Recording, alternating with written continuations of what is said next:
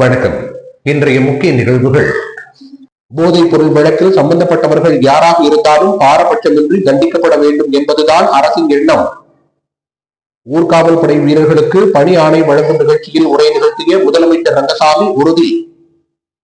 மூலகுளம் அருகே சாலை தடுப்பில் மோதி தலைக்குப்புற கவிழ்ந்த கார், 4 பேர் படுகாயம், மருத்துவமனையில் அனுமதிக்கப்பட்டு சிகிச்சை. விக்கிரவாண்டி தொகுதி இடைத்தேர்தலில் திமுக அமோக வெற்றி. புதுச்சேரி மாநில திமுக அமைப்பாளர் சிவா தலைமையில் ஏராளமான திமுகவினர் பட்டாசு வெடித்தும் இனிப்பு வழங்கியும் கொண்டாட்டம். இந்தியன் 2 படம் வெற்றி பெற வேண்டி திரையரங்கம் முன்பாக 5 கிலோ கற்பூரத்தை ஏற்றி போக்குவரத்து பாதிப்பை ஏற்படுத்திய தீவிர ரசிகர். போலீசார் விசாரணை. அரசு மற்றும் தனியார் கல்லூரிகளில் ஆதி திராவிடர் பழங்குடியின மாணவர்களிடம் கல்வி கட்டணம் கேட்டு வற்புறுத்தக்கூடாது. ஆதி திராவிடர் நலத்துறை இயக்குநர் இளங்கோவன் அறிவுறுத்தல். இனி விரிவான நிகழ்வுகள். போதைப் பொருள் வழக்கில் சம்பந்தப்பட்டவர்கள் யாராக இருந்தாலும் பாரபட்சமின்றி தண்டிக்கப்பட வேண்டும் என்பதுதான் அரசின் எண்ணம் என புதிதாக தேர்ந்தெடுக்கப்பட்ட ஊர்காவல் படை வீரர்களுக்கான பணி ஆணை வழங்கும் விழாவில் உரை நிகழ்த்திய முதலமைச்சர் ரங்கசாமி உறுதிபட தெரிவித்துள்ளார்.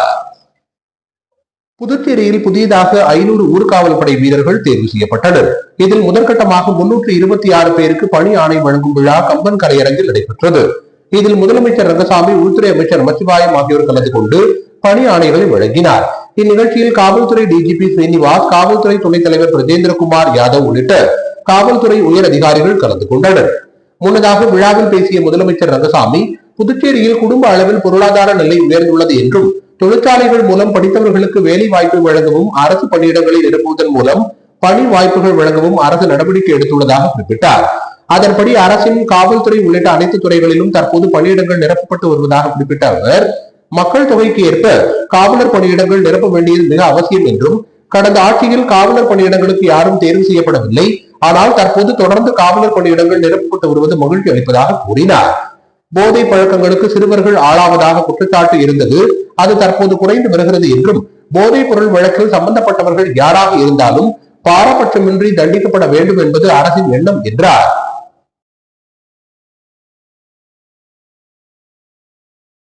மூலகுளம் அருகே கார் ஒன்று சாலை தடுப்பில் மோதி தலைக்குப்புற கவிழ்ந்து விபத்துக்குள்ளானது.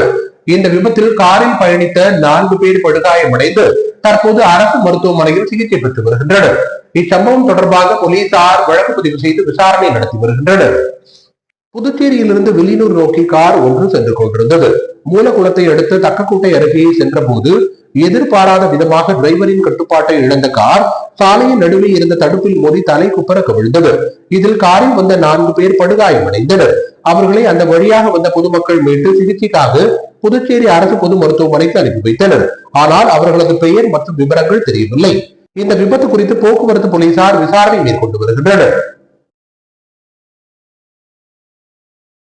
விக்கிரவாண்டி தொகுதி இடைத்தேர்தலில் திமுக அமோக வெற்றி பெற்றதை அடுத்து அதனை கொண்டாடும் விதமாக புதுச்சேரியில் திமுக மாநில அமைப்பாளரும் சட்டமன்ற எதிர்க்கட்சித் தலைவருமான சிவா தலைமையில் ஏராளமான திமுகவினர் அண்ணா சிலை அருகே பட்டாசு வெடித்தும் அனைவருக்கும் இனிப்பு வழங்கியும் தங்களது மகிழ்ச்சியை வெளிப்படுத்தினர்.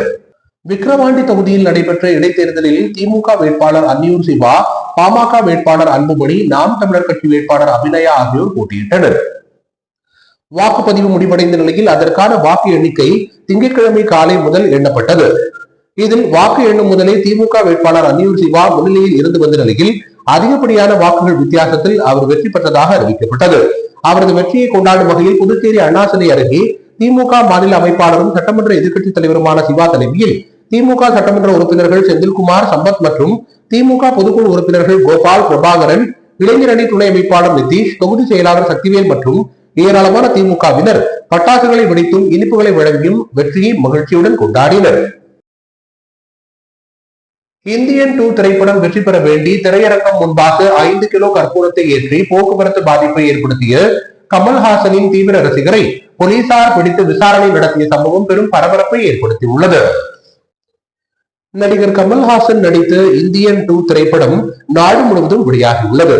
இதே போன்று புதுச்சேரியில் 10க்கும் மேற்பட்ட திரையரங்குகளில் இந்தியன் 2 படம் வெளியாகியுள்ளது. இந்த திரைப்படம் வெற்றி பெற வேண்டி புதுச்சேரி கமல் தலைமை ரசிகர் மன்றம் சார்பில் பல்வேறு நிகழ்ச்சிகளுக்கு ஏற்பாடு செய்யப்பட்டிருந்தது. மேலும் கமல்ஹாசனின் ரசிகர்கள் அவரது கட்டவுட்டிற்கு ஆள் உயர மாலை அணிவித்து ஆட்டம் பாட்டத்துடன் கொண்டாடினர்.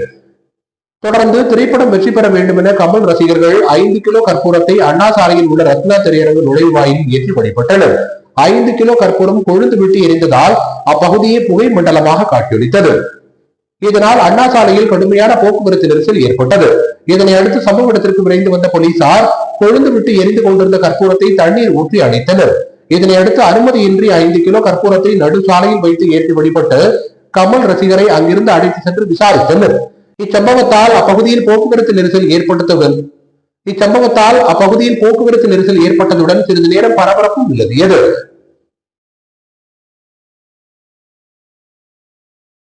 லால்பேட்டை திரௌபதி அம்மன் ஆலயத்தில் நடைபெற்ற தீமிதி திருவிழாவில் ஏராளமான பக்தர்கள் கலந்து கொண்டு தீ மிதித்து அம்மனுக்கு தங்களது வேண்டுதல்களை நிறைவேற்றினர். லால்பேட்டை பகுதியில் அமைந்துள்ளது ஸ்ரீ திரௌபதி அம்மன் ஆலயம். இந்த ஆலயத்தில் நடைபெறும் தீமிதி திருவிழா கடந்த 26ஆம் தேதி கொடியேற்றத்துடன் தொடங்கியது. தினந்தோறும் அம்மன் யானை வாகனம், சிம்ம வாகனம், முத்துப்பல்லக்கு என பல்வேறு வாகனங்களில் எழுந்தருளி திருவீதி உலா வந்து பக்தர்களுக்கு அருள்பாலித்தார். இதனை அடுத்து முக்கிய நிகழ்வான தீமிதி திருவிழா வெகு விமர்சையாக நடைபெற்றது. இதில் அலங்கரிக்கப்பட்ட ஸ்ரீ திரௌபதி அம்மன் மற்றும் அர்ஜுனன் மகாராஜா ரதத்தில் எழுந்தருளி பக்தர்களுக்கு அருள்பாலித்தனர். இதில் சுமார் ஆயிரக்கணக்கான பக்தர்கள் கலந்து கொண்டு தீ மிதித்து தங்களது வேண்டுதல்களை அம்மனுக்கு நிறைவேற்றினர். கோரிமேடு டோல்கேட் பகுதியில் குளோபல் கிரீன் ட்ரீ பவுண்டேஷன் சார்பில் 13 கோடி மரக்கன்றுகளை நடும் தொடக்க நிகழ்ச்சியில் ஏராளமான தன்னார்வலர்கள், பொதுமக்கள் உள்ளிட்ட நிர்வாகிகள் திரளாக கலந்து கொண்டனர். குளோபல் கிரீன் ட்ரீ பவுண்டேஷன் சுற்றுச்சூழலை பாதுகாத்து பசுமை இந்தியாவை உருவாக்கிட கைகோர்க்க வேண்டும், தேசத்திற்காக தன்னை அர்ப்பணித்துக் கொண்ட மறைந்த முன்னாள் இந்திய குடியரசுத் தலைவர் டாக்டர் APJ அப்துல் கலாமின் கனவை நனவாக்க வேண்டும் போன்ற நோக்கில் புதுச்சேரி மற்றும் தமிழகத்தின் தேசிய நெடுஞ்சாலைகளில் 13 கோடி மரக்கன்றுகளை நட்டு இந்தியாவை பசுமை சாலைகளாக உருவாக்கிடும் பணிகளை செய்து வருகிறது. அதிக ஆக்சிஜன் வெளியிடக்கூடிய மரங்களான மருது, நீர்வேங்கை, தூங்கு மூஞ்சி மரம், நாவல் மரம், புளிய மரம், வெண்கடம்பு, ஆலமரம், அரச மரம் மற்றும் பனை மரங்கள் போன்ற மரங்கள் நடும் பணியை ஊக்குவிக்கும் விதமாக பிரபல YouTube star Micset Sriram Puducherry Gorimedu toll gate பகுதியில் நிகழ்ச்சியை துவக்கி வைத்தார். இந்நிகழ்ச்சியில் குளோபல் கிரீன் ட்ரீ பவுண்டேஷன் தலைவர் சத்யநாராயணன், டிரஸ்டி காமேஸ்வரன் ஆகியோர் கலந்து கொண்டு தலைமை தாங்கினர். இதில் மைக்செட் ஸ்ரீராம் மரக்கன்றுகளை நட வலியுறுத்தி 1 லட்சம் ரூபாய்க்கான காசோலையை குளோபல் கிரீன் ட்ரீ பவுண்டேஷன் நிறுவனத்திற்கு வழங்கினார். இந்நிகழ்ச்சியில் தன்னார்வலர்கள், பொதுமக்கள், வர்த்தகர்கள் என பல்வேறு தரப்பினரும் கலந்து கொண்டு பசுமை இந்தியாவை உருவாக்கும் பணியில் தங்களை ஈடுபடுத்திக் கொள்ள உள்ளனர். மேலும் இது குறித்து குளோபல் கிரீன் ட்ரீ பவுண்டேஷன் தலைவர் Sathyanarayanan, YouTube star Micset Sriram ஆகியோர் கூறுகையில், மரம் நமது உயிர், நாம் அனைவரும் மரங்களை வெட்டாமல் மரங்களை நட்டு இயற்கையை பாதுகாப்போம் என்றும், மேலும் இந்தியா முழுவதும் 13 கோடி மரக்கன்றுகளை நமது எதிர்கால சந்ததியினர் சிறப்பாக வாழ வழிவகை செய்ய நாம் அனைவரும் ஒன்றிணைந்து மரக்கன்றுகளை நட்டு பாதுகாக்க வேண்டும் என தெரிவித்தனர்.